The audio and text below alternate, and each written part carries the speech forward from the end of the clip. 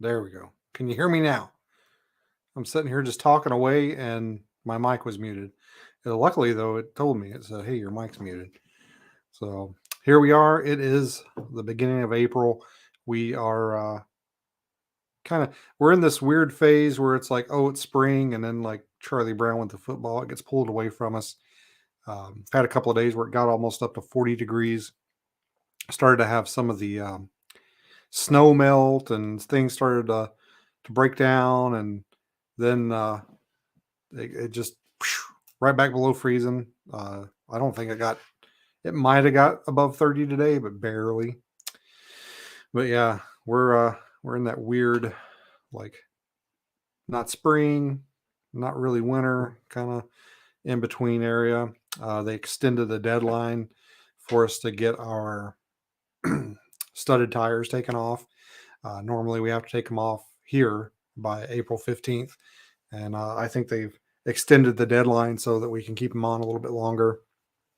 I saw somebody make the comment the other day about how they can't get to their summer tires because they're still under like 2 feet of snow. So yeah, up here in higher elevations, we've got a lot of snow. I'll probably have snow in my driveway and in my backyard probably till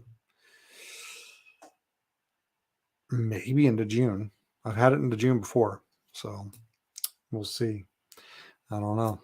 Depends on how warm it gets. My deck is still covered in snow. My wife's like wanting to go out there and like clear an area for the dogs to go out and sit on the deck, and I'm like, it's just wait, just let nature take its course because it's it's like kind of like it's just a big block of ice right now, and I don't want to go out there and break my back. Curtis says, "Good evening, Curtis. Hope everybody's doing good." Yeah, let's see. Before we get started, I wanted to take a moment to shout out the Boreal Bigfoot Expo. It's happening June 10th and 11th in Fairbanks. Check that out. And I have some great presenters, great vendors. It's going to be an awesome time. There's John B. Hey Beans. Hey, it's good to have you guys. What else is going on? Oh, I've got a new book coming out pretty soon. It's in the editing stages right now. Not a cryptid book, not going to have anything to do with cryptids. This is all about stories from my time in law enforcement. A lot of short stories, a lot of little, some of them are funny, some of them are kind of sad, some of them deal with my frustrations I had with the job, and some of them are just weird. So that's going to be coming out soon. I'll have hoping I'll have physical copies for that available at the Boreal Bigfoot Expo. If everything goes quickly. I hate the editing process. I hate it. Because I like to edit as I go, and then I hand it off to the editor thinking like, that's probably pretty good. That's perfect. That's good enough for consumption right there. And then they send it back and it's like all marked up. And I'm like, I thought I did better than that. Now I've got to fix it. So that's the worst part about writing to me is the editing process, because I have to go back and do stuff I've already done and make it better. And sometimes it's stupid stuff where you're like, oh, I should have capitalized that, or I shouldn't have capitalized that. And other times you're like, how in the hell did I miss that? Because I went back and reread it and I didn't catch it, but I know what it's supposed to say. So I'm kind of like, blah, blah, blah, blah, reading through it, and my mind's filling in the blanks with what it's supposed to say. And then I send it off to editing and they're like, this makes no sense. So I get it. It's just one of those things. I tried Grammarly the last book. Didn't care for it. Didn't care for it at all. Made a lot of weird suggestions in my mind. Or like, instead of saying it like this, say it like this. And I'm like, it doesn't make any sense saying it like that. So tonight we've got an interesting topic. I'm going to tell a story about something that happened to me and that I was involved in, and I kind of went back and forth as to whether or not I should tell this story. We're going to be leaving Alaska. It's got nothing to do with Alaska, but it does have something to do with my home state of Kentucky. So there is a tie there. And I think it's really important that we talk about it, that we address this, because it kind of, It could throw a monkey in some wrenches. No, a wrench and some monkeys. Yeah, that's what I was trying to say. That's a spoonerism right there when you mix things up. But I want to give a disclaimer before I get started. I'm going to talk a little bit about the BFRO tonight. I know a lot of people in the BFRO, a lot of great investigators, a lot of good people.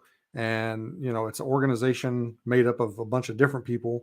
And with any organization or business or government or whatever, you've got those that are there to do a good job and do what they can. And you've got those that are just there for whatever reason, money, experience, so they can move on, access to information, all kinds of stuff. So please don't look at this as like, oh, Beans hates the BFRO or he's dogging on the BFRO. Not doing it. Just presenting the information. Don't hate the messenger, don't kill the messenger. There's a lot of that going on these days where people are like, hey, maybe we should take a look at this because it's not really maybe what it was portrayed to be, or maybe not what it was presented at. And people are like, shut up. We hate you. Also, I want to comment. I tried to take as many steps as I could to basically avoid going public with this. I was like, oh, this is maybe a little embarrassing, here's a little professional courtesy, and you'll understand as I get into the story. But, I basically tried to say, hey, maybe somebody messed up and maybe, you should address it. And it wasn't. So that's why we're here. And God knows Bigfoot investigators are some weird people, a strange lot. In fact, in the last 2 weeks, I was ghosted by two. One, I had to reach out to me and go, hey, Beans, contact me. And I'm like, oh, okay. Here's my phone number. Call me anytime. Never heard from the dude. And another one, I reached out to him and was like, hey, I want to talk to you. And he's like, oh, I'll call you after work. I'm like, here's my phone number. Never heard from the dude. So I don't know. Maybe what's that? Maybe it's me. Maybe they just don't want to talk to me. But let's get into it. So in late 2019, early 2020, I came across a Facebook post. It was somebody that I used to be friends with, and I think I had unfriended them probably because of something they had posted that was kind of anti-police. And it was during that time where everybody was posting, and I got to the point where I was just sick of it. Normally, I don't care if you think differently than I do or have a different opinion. Hey, whatever, post your stuff, as long as it's not a barrage of crap. But, I'm okay with other people having other opinions than mine. I don't want to live in an echo chamber. I want people to be able to express other opinions than the ones that I feel. But at that point in 2020, I was just done with it. I didn't want to hear anymore. People were posting about how awful the police were and stuff. And I was just like, that's got to go. I'm not, I don't want to subject myself to that. I have to hear it all day at work. I don't want to hear it when I'm not at work anymore. So a lot of people got the axe over that. But I come across this Facebook post, and this is somebody that I knew from back home. And I'm going to throw it up here and I'll read it to you guys for the ones listening at home. Oh, by the way, I forgot the last episode I did, I lost the audio to it. I have no idea how that happened, but it just, when I went into my audio program to upload it to my podcast host, gone.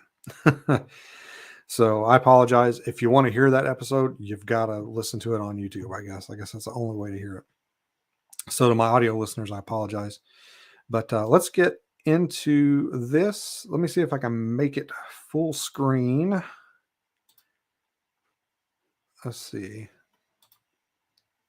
I don't know. Can you guys see all that? I'll read it to you. All right. So this post says, back in the 90s, I was messing around trolling an admin for a Bigfoot website. They swore I couldn't fool them because they were experts. I made up this fake story just to troll them. A day or two passed and I checked the site and they had declared it valid and posted it on the page. I laughed and went on with my day. Flash forward 15 years or so later, and I bought a book in a bookstore called Strange Monsters of Kentucky or something like that. I got to a chapter about Bigfoot and about fell out of my chair laughing because there in print was the fake story I trolled the admin with. Since then, I have came across the story in at least 3 different books. None of the authors ever checked with me, or else I would have told them I was just trolling the admin and made the whole tale up, but none fact checked. I don't know if this is trolling gone right or trolling gone wrong, but it's hilarious to me. The recent reports of someone shooting at Bigfoot at Mammoth Cave have brought this back to mind. My life has been so strange, but I love it. LOL. So there you have this person who I'm not going to mention any names here. I will mention the BFRO, but I'm not going to mention any names just because I don't want to. I don't want to dox anybody. But yeah, this guy says back in the 90s he was trolling admin for a big website, which was the BFRO. They said that they couldn't be fooled because they were experts. He made up a fake story, submitted a sighting, and it ends up in their database, and they end up publishing it. So here we are, how many years later, and it's still up on the website. People are citing it in books. Apparently, it's been citing and cited in more than one book, and it's a fake story. He made it up, and I was able to go to the BFRO database and find this sighting, this account on the database. It's got a sighting number, or however they catalog it, and it's in there. It takes place. I'm not gonna say exactly where, because I don't, like I said, I don't want to dox the guy, but it is not too far from where I grew up in Eastern Kentucky. I'm sorry, Western Kentucky. Directions are hard, right? And anyway,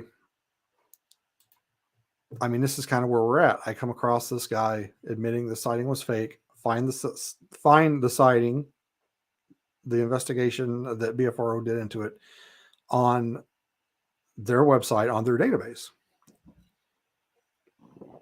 So I don't know about you guys, but when I go into a new area, like if I go down south or I go somewhere that I'm not familiar with and I want to go squatching, one of the things I like to do is I will go to the BFRO database and check it out, like see if there's any places around there where there's any activity, any sightings, so that maybe I can go check it out too. If there's any public land or anything like that that I can get access to, where I can go and squatch. So I checked this the sighting out. It's on the database, and I'm like, God bless it. Like this isn't right. Like here's the guy admitting it was fake. People are using this database like I do to look for areas of activity and look for areas where they can go squatching.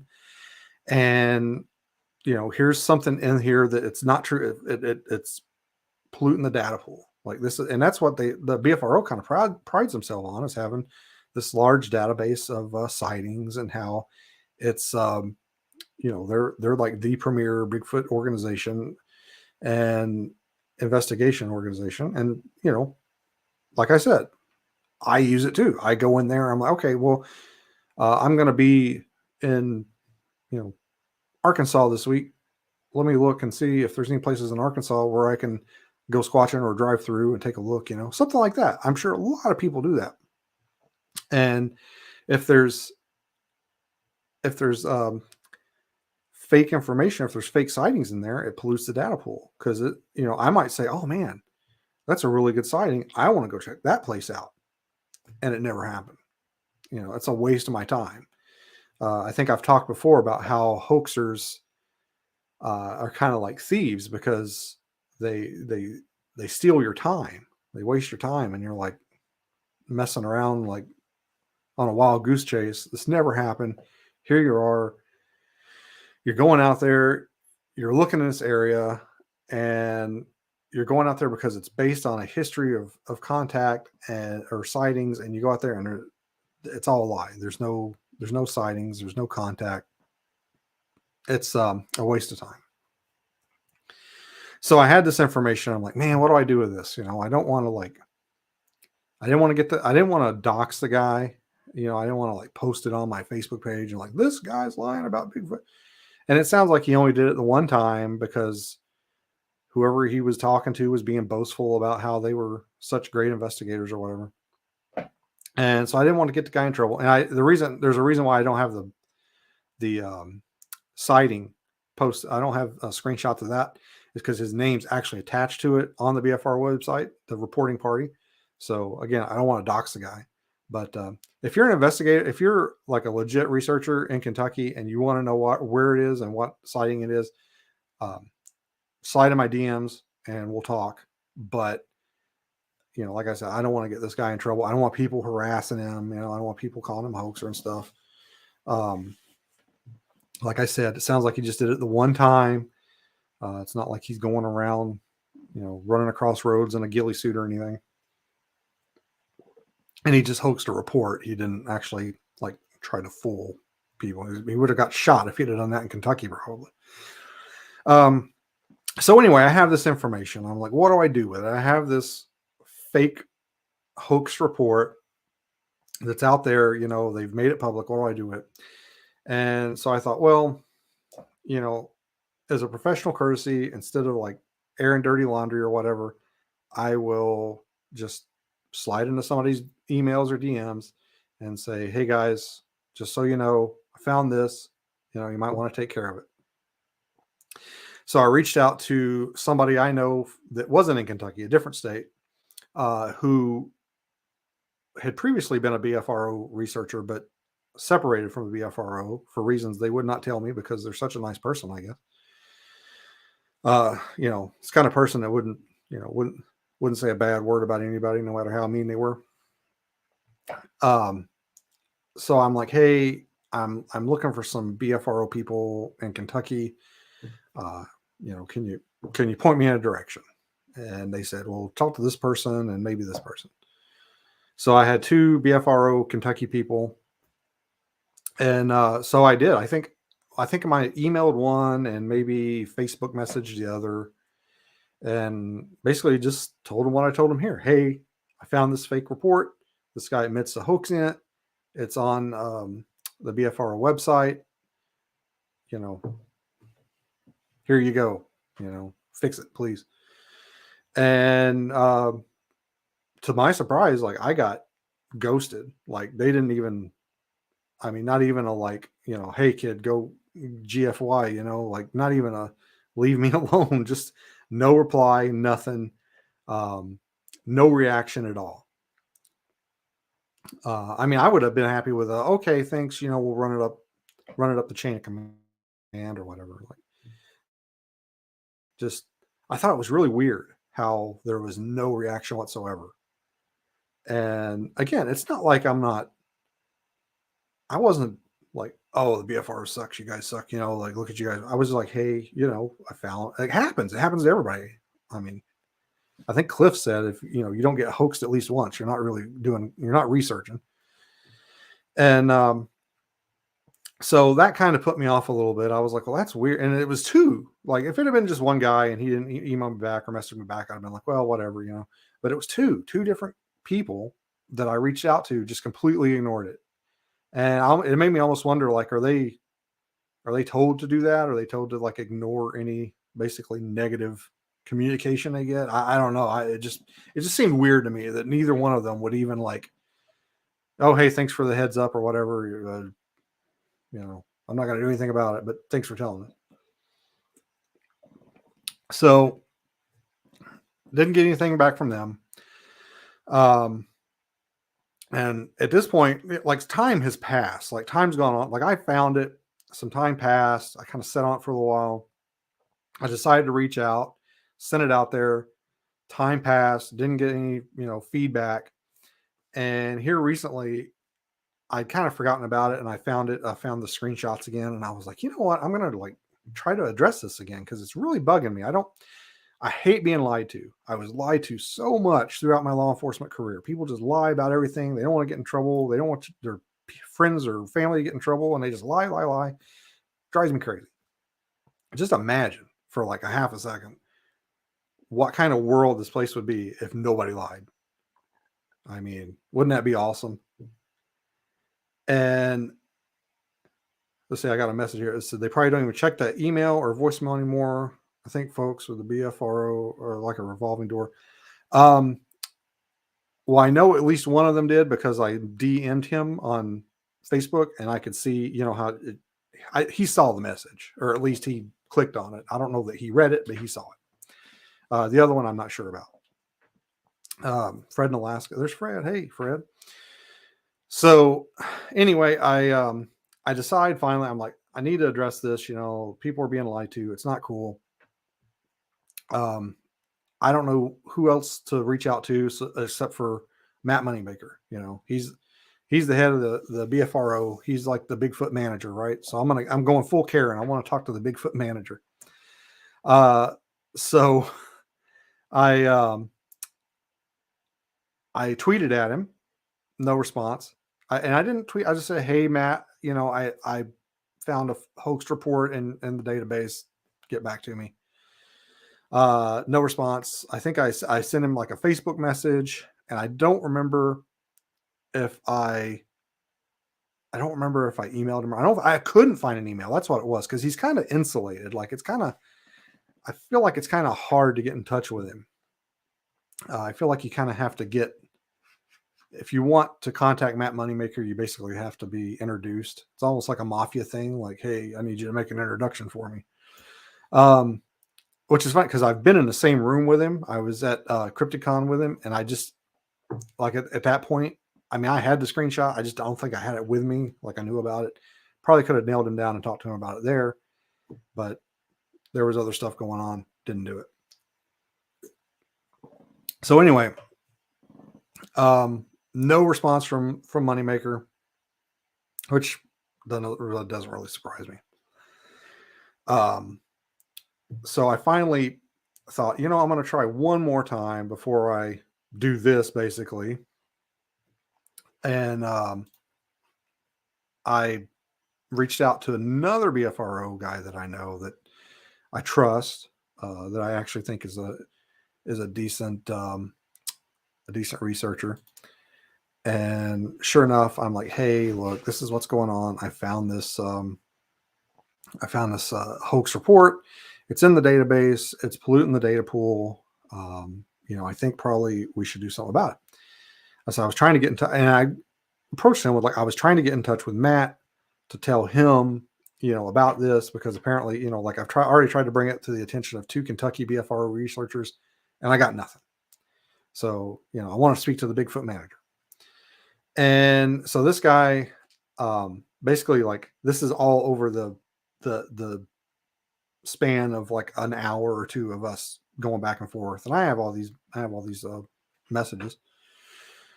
And, he seems like he's pretty upset with it. Not at me, but at the situation. He's like, this it pollutes the data pool. It's a shoddy research. There was no follow-up. The person that it was reported to is no longer with the BFRO. And it's an old report. Like I said, it's from the 90s. And he's like, oh, this is crap. This sucks. And I was like, look, can you just get this, get me in contact with Matt, or tell him about this, somehow. I want to feel like I want to do the right thing here. And I think I need to report this. So I don't know if he's texting or he's instant messaging somehow or another. While I'm talking to him, he's talking to Matt, supposedly. I trust the guy. I have no reason to think he lied to me, but at the same time, he wasn't sitting right next to me and I didn't see him texting Matt Moneymaker. So he didn't give me Matt's, which I should, at this point, I think maybe I should have insisted on it. Like, look, I just need to talk to Matt. Like, now here I am like, well, I don't know if he really was talking to him or maybe, I'm sure he was. So he starts relaying this information to Matt about this guy admitting to hoaxing a sighting. And at first, and I kind of felt like, and with his reaction, the guy that I'm talking to, I kind of felt like, oh, okay, here we go. Now we're getting now something's going to happen. They're probably going to take the report down, or, I would think at the very, very least, maybe just at the top of the page, put a little asterisk.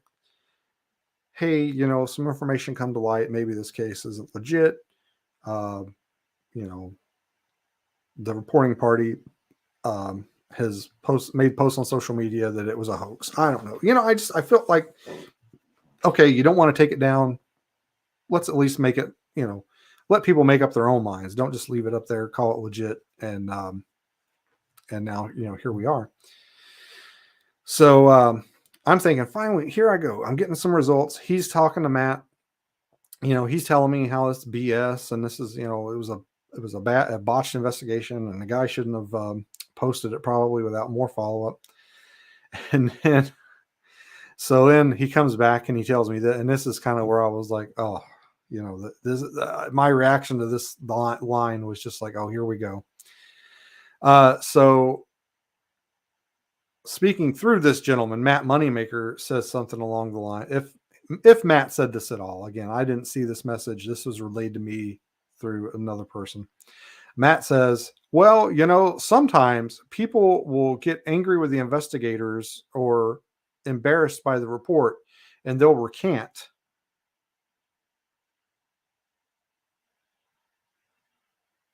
So that to me is a lot of mental gymnastics right there, where you're like, what? I mean, honestly, what's more likely? They saw a Bigfoot, or now they're like, oh, like I didn't see a Bigfoot. So I'm of the mind of, if somebody out there involved in it, like, I think the PG film is legit. I love the PG film. It's my greatest thing, the greatest thing. I think if tomorrow Bob Gimlin comes up and says, "Yep, sorry guys, it was a hoax," then I know there's going to be people that are like, poor Bob Gimlin, he's senile or he's lying. The PG film is 100%. I would be like, no, it's got to be a hoax. Like, if somebody that made the sighting admits that they faked it, then I think you have to go with that explanation. So yeah, it was the mental gymnastics for this was just amazing. Like, oh no, the sighting really happened. They just probably weren't happy with the investigator or were mad, and so they decided to say it was a lie. And and keep in mind, like, I'm pretty sure the guy I'm talking to has sent the screenshot that I showed you guys to Matt Moneymaker, and he got a chance to read all that. Is anybody that was here when I read that confession that he hoaxed it? Was there anybody going like, I don't know, I think he might be lying about not seeing not seeing the Bigfoot. He did see the Bigfoot. Yeah, exactly. Says, yeah, the guy sounded like he really wanted to show that investigator a thing or two and prove him wrong. And again, like I said, this investigator that took this report is not with the BFRO anymore, from what I understand. So it's not like I don't feel like they're protecting anyone, like they're like trying to keep egg off of this investigator's face. I feel like he got a report, he posted it online. I don't know like what his deal was. Like, maybe he wasn't in a position to go to and investigate the scene or do a follow-up interview. I don't know. Sounds like the guy just submitted the sighting, and then it went on the website with like no follow-up whatsoever. So anyway, after they told me that, I was a little like, I don't think this is going to go the way I want it to go. But when we ended the conversation, my friend was telling me like, oh yeah, they're going to take a look at it, and they'll probably take it down here in the next day or two, And okay, well, all right, maybe that's good. And again, like I said, they don't have to take it down. I think if they just put like an asterisk on it or something, like, hey, maybe the sighting isn't what it's all cracked up to be. Plus, I grew up around that area. not a lot going on there as far as sightings. Just nothing from what I remember growing up. And I just found it kind of odd that that was like posted there, because I'm like, man, this kind of it kind of stands out like a sore thumb. Like, man, there's really not much going on there. I grew up or not too far from there. I'm kind of surprised that there's Bigfoot reports there. So again, they're trying to rationalize, like, well, maybe, this confession isn't true, or maybe the guy, is lying about hoaxing, which, why would you lie about hoaxing? That doesn't make any sense to me. Unless maybe you were getting ridiculed or something like that. I could see that, but I don't see, like, I mean, just as just out of the blue, you guys saw in his post where it said the shooting at Mammoth Cave, where the guy was like on drugs or something, said he was shooting at Bigfoot. That reminded him of this. So the guy, he's not getting any negative enforcement about having a sign. His name's on it. And so there's basically no ill effects from him having that sighting like 30 years ago or however long it was. And now all of a sudden he sees this article about the Bigfoot, the guy shooting a Bigfoot at Mammoth Cave, and he's like, oh yeah, this was a funny story, and people have taken it off the database and put it in books apparently. So I mean, it just goes to show you, it's kind of like a snowball that rolls downhill. It's like, this guy decides to give a fake report to give him a hard time, to troll him or whatever. And then all of a sudden, it goes on the website, and the next thing you know, there's some researcher looking and it goes in somebody's book, and then it's a snowball effect. Hoaxing is bad, people. Let's see. Miss Casual Viewer, did you ever get back to that super sketchy area in BC along the highway where that tree got pushed over? That place freaked me out so much just watching your vlog. I have not been back there because it is very, very far away from me. It's really far away, and I want to go back there. I'd like to go back there with like a travel trailer or something, and spend a couple of days there. But I don't have any current plans to do that, because one, it's really far away, two, it's kind of expensive, and three, it's in Canada. Although I think Alex Petikoff is going to be doing some filming in BC, and I have given him the location of that area. And if he's around there, maybe he'll get to check it out and he can do a video on it, and get to explore around a little bit more. But no plans to go back there right now. Yeah, I'd be scared to camp there. Yeah, I was scared to eat my lunch there, but I think if I went back, I would take somebody else with me, hopefully, and we would have a trailer or something that we could sleep in. So anyway, I get told that the sighting's probably going to be removed, and I'm like, okay, I'll give them some time. And so that was in January when I had that conversation, basically by proxy with Matt Moneymaker. And I was like, well, I'll just, whatever. I'll give it some more time. I'll sit on it. That was January, and now it's April. And I just checked this morning just to make sure, and it's still there. And they haven't put any kind of a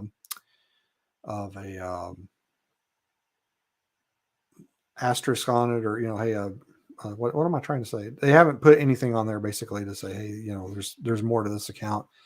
So basically, I guess they're just choosing to ignore it, and oh, this guy faked it, said he faked it, but we're sure he faked saying he faked it. He's hoaxing about the hoax. He's hoaxing about it being a hoax. That's some Inception level mental gymnastics right there. So my thoughts on this is, it's kind of like, okay, if there's one, is there more? And how many other sightings on there in their database have they gotten basically debunked, or how many people like me have contacted them and said, hey, this sighting here, that's my cousin George, and he told me he was BSing you guys and it's fake, and then they just leave it up. So I feel confidently, very confidently, that if there's this one, I'm just lucky enough I have the screenshot that proves it. I mean, how many do they have that are like, and I could see maybe the verbal stuff, but this is, I when I sent them the screenshot, it had the dude's name and everything. You can go on Facebook, go to his profile, and find the post right now, and just how many, it pollutes the data pool. How many sightings in the BFRO database have been debunked but left up? Have they ever taken one down? Does anybody know? There's not enough really in Alaska for me. I think there's only like 10 reports, or no, I think there's 20 reports or something in Alaska. It's not many, but I think it's just because they don't get reported. If I found out that one of them was a hoax, I don't even know if I would bother them with it anymore. I don't even know if I'd try and get it taken down. Ryan says, are you, Rob Menzies, and my cuz Fred Roll doing something together in the future? I'm not sure. I know after the Boreal Bigfoot Expo, I'm going to be running around with Alex Pedikov a little bit. I'm not sure if Fred is involved in that or not. That's kind of Alex's show, and I'm just tagging along. So we'll see. But yeah, don't forget to hit the like. Yeah, hit the like button. Hit the like button if you want hoaxes taken down. If you don't want people, if you don't like people lying to you, hit the like button. I don't know. I don't know what else to do. I mean, it just calls into question for me, the BFRO database.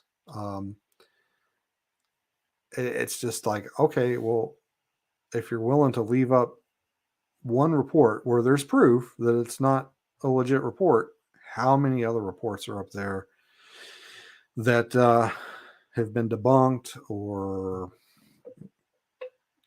they've come forward and confessed it was a hoax, but you just leave it up there anyway? Yeah, it's a sad state of affairs, and it reflects badly on the entire community. How many people are going to hear about this and be like, see, they're perpetuating a hoax just by leaving it up there. The data's flawed. And, I struggled even with coming forward with it, because I was like, man, I don't want to put a black eye on the community on Bigfoot.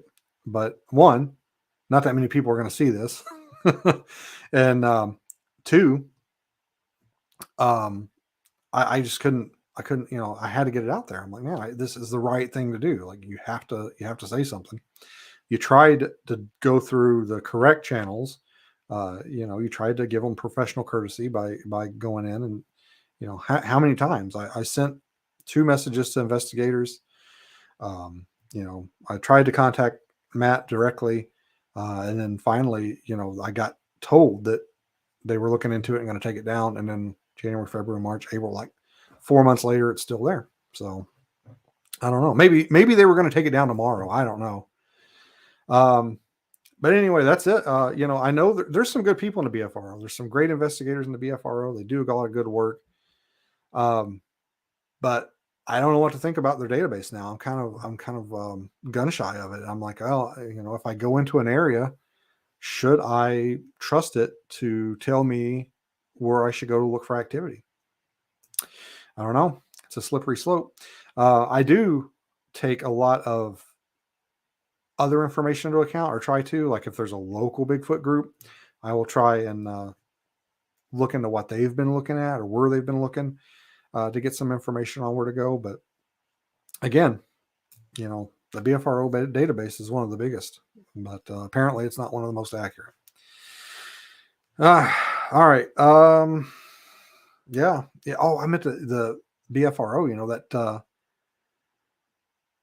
That the guy, the How to Hunt guy, Steve, the How to Hunt guy. He's big time down on the BFRO, hates them, doesn't like them. And he's always saying they're part of a disinformation campaign to spread false information. And I've always been like, probably not. That's probably kind of far fetched.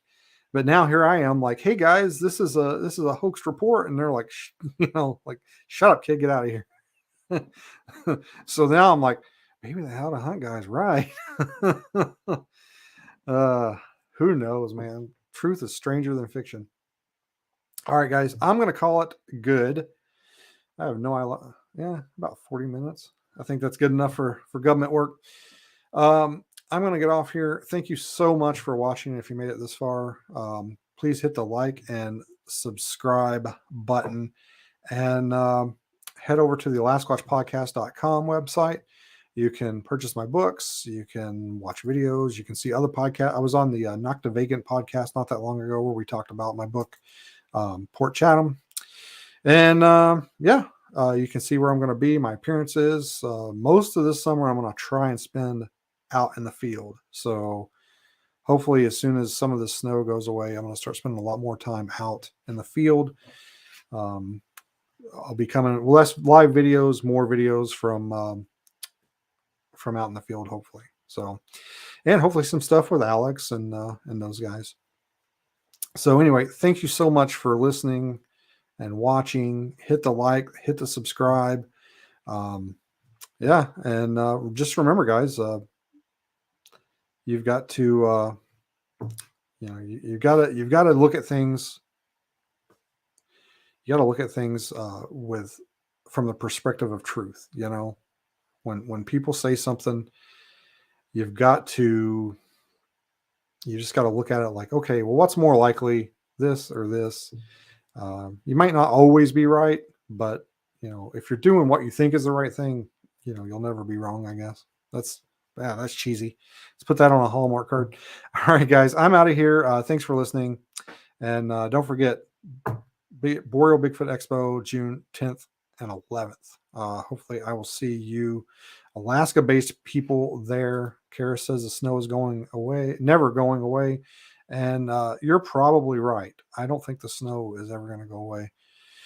My website is AlaskaWatchPodcast.com. Ryan, AlaskaWatchPodcast.com. Occam's Razor. Occam's Razor is an amazing tool. And I don't want to be the debunking guy. I don't want to be one of those guys. I don't want to be the guy that sits here and says this is fake because of this. And that's not what this show's about. But again, like I said, I got to do the right thing. Here's this hoax report out there in the wild, and let's just throw a disclaimer on there. Throw a disclaimer on there. Hey, this sighting warrants further investigation. There are claims of hoaxing on this sighting, something like that. Anyway, guys, I'm really got to go now. All right. Thanks for listening. Thank you so much. And I'm going to be really careful with my audio this time and hopefully get the audio version of this up pretty soon. All right. Thanks for watching. Bye-bye.